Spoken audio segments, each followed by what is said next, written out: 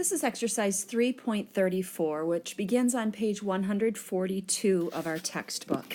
And this is a problem that I'm going to turn into one very much like one of our free response questions on our final exam.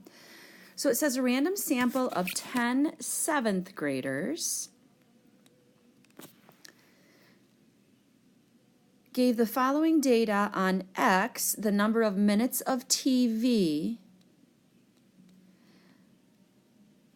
on an average weeknight versus the number of minutes spent on homework on an average weeknight. And the question basically is asking you to construct a scatter plot, then to find the sum of squares for X, for Y, for XY, and then use those sums of squares to calculate Pearson's correlation coefficient.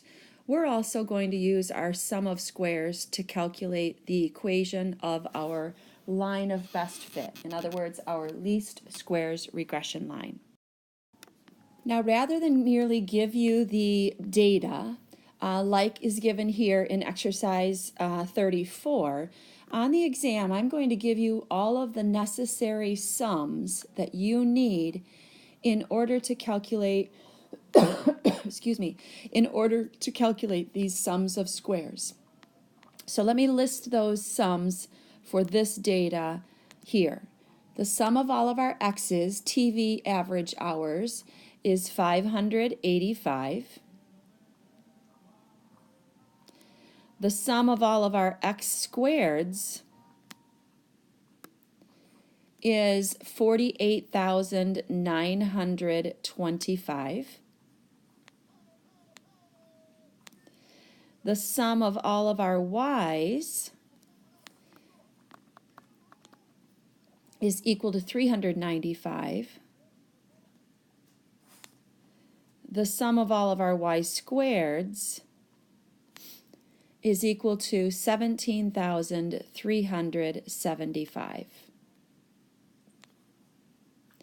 And then we also need the sum of our X times Y's.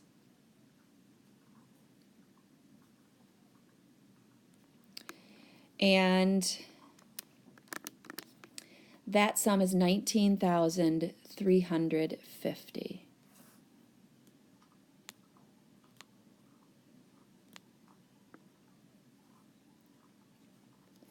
Now, I am going to give you the correlation coefficient on the exam. I'm not going to ask you to compute that. And so our correlation is equal in this case to negative 0.736. Okay, so now what we know is that to calculate the equation for the line of best fit, we need all of those sums of squares. I've given you sums. I have not given you sums of squares. So the first sum of square we're going to get here is the sum of squares for X. And there is our formula for the sum of squares for X that we know we can find on our formula sheet, which we, of course, will be able to use on the exam in Chapter 3. So it says what we need to do is to first take the sum of our X squareds, which is 48,925. Then subtract, and in our fraction, in the numerator, the sum of our X's, which is 585, but that number squared. And then divide by n, and n always represents the number of ordered pairs, and there are 10 of them in this case. So when you calculate the sum of squares for X here, you should get 14,702.5. So now I'm going to calculate our sum of squares for Y. That formula is also on our formula sheet and looks very much like the formula for the sum of squares for X, except that anywhere you see an X in that formula, it changes to a Y in our sum of squares for Y formula. So it says to take the sum of our Y squareds, which is 17,375, minus the sum of our y's, which is 395, squared, and divide by the number of ordered pairs, 10. So in our case, our sum of squares for y's comes out equal to 1,772.5. Our final sum of squares that we need in order to calculate the equation for the line of best fit is our sum of squares for xy. And that formula is also on our formula sheet. So it says to take the sum of our xy's, which is 19,350,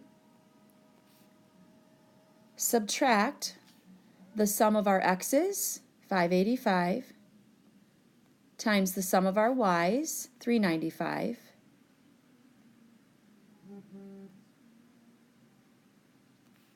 and divide by the number of ordered pairs again. And we get a negative sum for this one, negative 21,335.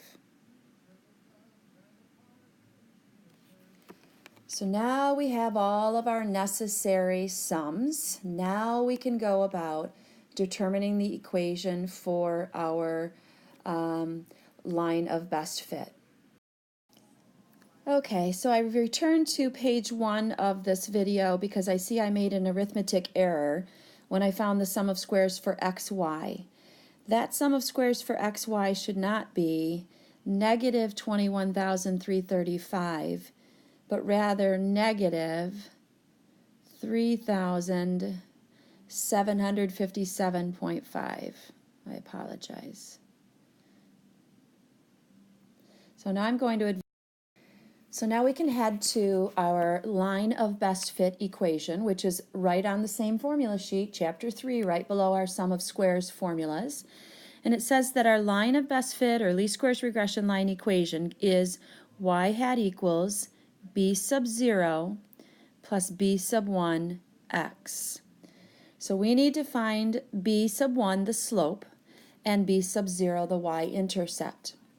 So we always start with slope.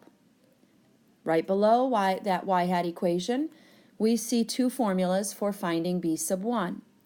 We'll use the first one since we have our sum of squares, and that is take the sum of squares for xy and divide by the sum of squares for x. So in our case, we're going to take our negative 21,335 and divide by our 14,702.5. And we get a slope equal to about negative 1.451. We'll interpret that here in a moment. I'll be asking you to interpret these things on our exam as well. So now we have our slope. Let's find our y-intercept.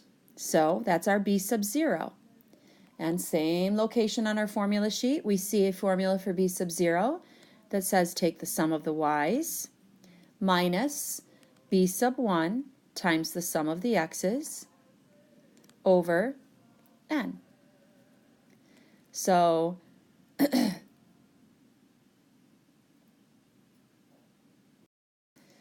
our sum of the y's, which I did not copy from the previous page, was equal to 395 minus b sub 1, which we just determined was negative, so minus a negative 1.451 times the sum of our x's, which I did not copy from the previous page but was 585,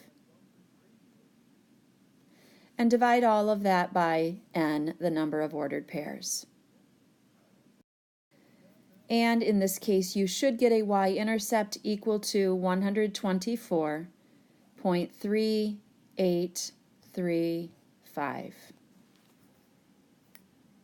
To page 2, the sum of squares for xy is actually negative 3,757.5, and we did use that to calculate our slope, which is right here.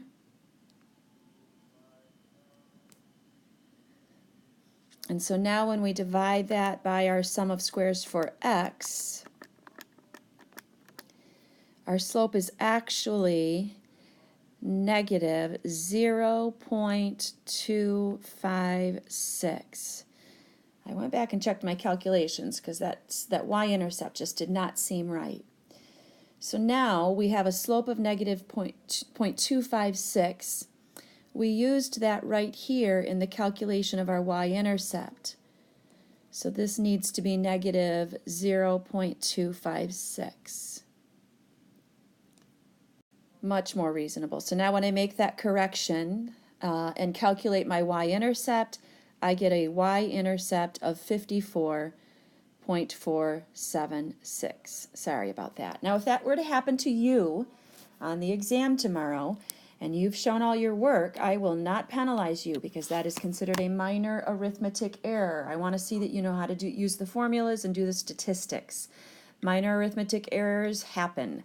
So now we have our slope and our y-intercept. So now we can come back and finally we can write this equation for our line of best fit, our least squares regression line. So all we're going to do is substitute that value for b sub 0 in and that value for b sub 1 in. And so our equation will be y hat equals 54.476 plus negative, which you can write as minus, 0.256 times x. That is the equation of your least squares regression line. Now, there are three things you are going to be asked to interpret on the exam tomorrow. You need to interpret in context the slope of our line. You need to interpret in context the y-intercept of our line. And you need to interpret in context the strength, the R, the correlation. And in our notes, we have those correct generic interpretations, which I'm going to write here on the next page. So our slope in general is interpreted as the average change in y for every increase of 1 in x. Our x is the average number of hours on a weeknight watching TV, and our y is the corresponding average amount of time spent doing homework on a weeknight. So when we convert that generic interpretation to one that is in context, we're going to say something like the average decrease, and it's decrease in this case because our slope is negative. The average decrease in the number of hours spent watching or doing homework on a weeknight is 0.256 hour for every increase of 1 hour watching TV on a weeknight. And so you see that there on the screen. Now, our interpretation of y-intercept, we are just going to replace every x and y in the generic interpretation with TV and homework like we just did. So in our case here, our y-intercept, our b sub 0, is the predicted number of hours spent doing homework on a weeknight if the number of hours spent doing TV is 0. So again, the predicted number of hours spent doing homework on a weeknight is 54.5-ish if the number of hours watching TV is 0. So there's our interpretation of our y-intercept, our b sub 0. Finally, we're going to be asked to interpret the value of r, and r gives us the strength and the direction of the linear association between these two variables. When that value we know is closer to 1 or negative 1, then we've got a pretty strong association. When that value of r is closer to 0, then we have a weak association. This is closer to negative 1, so but not super close. It's not like negative 0.9 or closer to negative 1. So we're going to say there is a moderately strong negative association, because the slope is negative, between negative linear association, I should say, between number of hours spent watching TV and number of hours spent doing homework. So on the exam, we will ask you to do the same three interpretations. Interpret the value of slope. There it is generically. You insert your variables. To interpret the value of y-intercept, there it is again generically. You insert your variables. And then to interpret the value of r, again, closer it is to 1 or -1, the stronger it is. And it gives you the strength and the direction of the linear relationship between those two variables.